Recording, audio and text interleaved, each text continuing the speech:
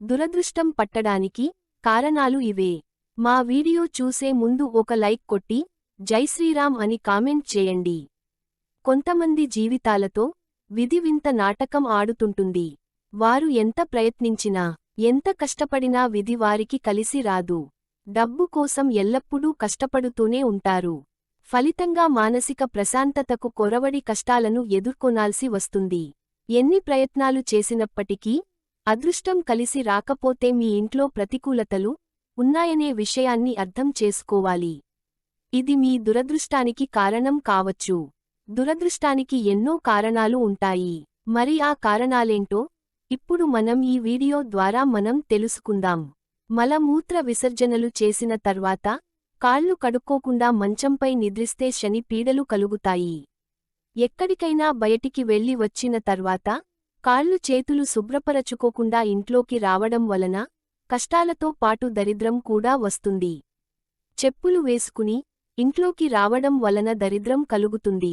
నిద్రలేచిన తర్వాత స్నానం చేయకుండా ఆహారమును స్వీకరిస్తే దరిద్రం కలుగుతుంది. నిద్రలేచిన తర్వాత పక్క బట్టలు మడత పెట్టకపోవడం కూడా దరిద్ర దేవతను ఆహ్వానించినట్లే. కత్తిరించిన గోళ్లను, జుట్టును గృహంలో ఉంచడం వలన సంపదలు నశిస్తాయి. శనివారం తలంటు స్నానం చేయకుండా ఉంటే దురదృష్టం కలుగుతుంది. ముఖ్యంగా పురుషులు తప్పనిసరిగా శనివారం తలస్నానం చేయాలి. తలస్నానం చేసిన వెంటనే మంచం పైన నిద్రించడం వలన శని గ్రహ దోషాలు సంభవిస్తాయి. ఇంటి పైకప్పు మీద పనికిరాని చెత్తను మరియు ఇనుమును అలాగే ఉంచడం ద్వారా దరిద్ర దేవతకు ఆహ్వానం పలికినట్లే. చిరిగిన పాత బట్టలను వేసుకోవడం ద్వారా దరిద్రం వెంటాడుతుంది. కాబట్టి చిరిగిన లేదా పాత దుస్తులను ఎక్కువ కాలం ఇంట్లో ఉంచకుండా పారేయడం మంచిది. చేతిగోళ్లను పళ్లతో కొరకడం చేయకూడదు. చెట్టు కింద మూత్ర విసర్జన చేయడం అనేది మహాపాపం. విరిగిన వస్తువులను ఉపయోగించడం ద్వారా కష్టాలు సంభవిస్తాయి. జుట్టును విరిగిన దువ్వెనతో దువ్వడం, ఇంట్లో తుప్పు పట్టిన పాత తాళం కప్పలను అలాగే ఉంచడం ద్వారా మిమ్మల్ని దరిద్రం వెంటాడుతుంది. ఇంటి గడపలపై కూర్చోవడం, చెప్పులు మరియు బూట్లను తలక్రిందులుగా ఉంచడం, చీపురును కాళ్లతో తొక్కితే శని గ్రహ దోషము కలుగుతుంది. కొనుగోలు సమయంలో వృద్ధులు లేదా పిల్లలతో ఎక్కువ బేరసారాలు చేయడం మంచిది కాదు. దేవాలయం నుండి ఖాళీ పాత్రలు వెనక్కి తీసుకురావడం, ఇంటి ఆవరణలో ఇనుప వస్తువులను, అశుభ్రమైన వస్తువులను ఉంచితే ఆర్థిక సమస్యలు తలెత్తుతాయి. దేవాలయం నుండి తిరిగి వచ్చిన తర్వాత కాళ్ళు కడగడం వలన దురదృష్టం కలుగుతుంది. అంత్యక్రియల ఊరేగింపును అధిగమించడం, యువకుడి మరణ విందు భోజనం తినడం, దానం ఎల్లప్పుడూ మొదట బంధువులకు లేదా తెలిసిన వారికి చేయాలి.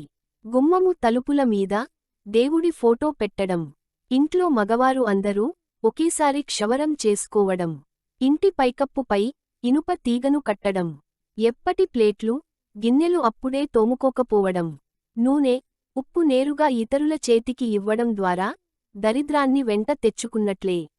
ఆవును, ఎద్దును కాలుతో తన్నడం, చీపురును నిల్చోబెట్టకూడదు.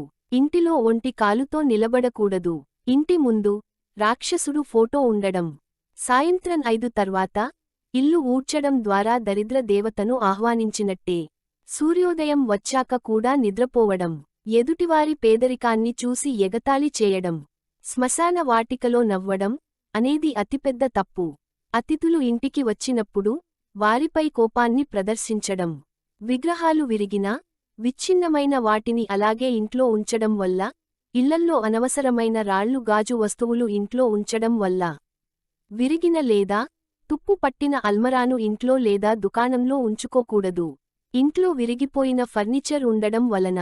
మా ఈ వీడియో గనుక మీకు నచ్చినట్లయితే ప్లీజ్ లైక్ చేసి మీ ఫ్రెండ్స్కి షేర్ చేయండి.